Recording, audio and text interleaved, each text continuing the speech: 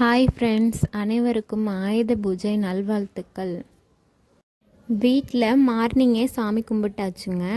இனி ஈவினிங் கடையில் சாமி கும்பிடணுங்க. இன்னும் 1/2 தாங்க இருக்குது. நானும் தம்பியும் பாப்பாவும் 1/2 கடையை டெக்கரேஷன் பண்ணணும்னு பண்ணிட்டோங்க. இனி கடை எப்படி இருக்குன்னு பார்ப்போமாங்க.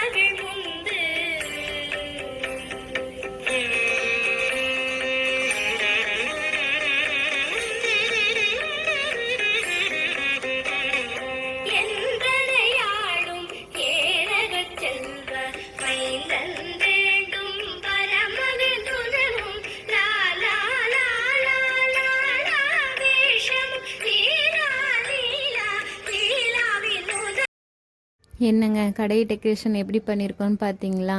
சரிங்க, சாமியும் கும்பிட்டாச்சுங்க.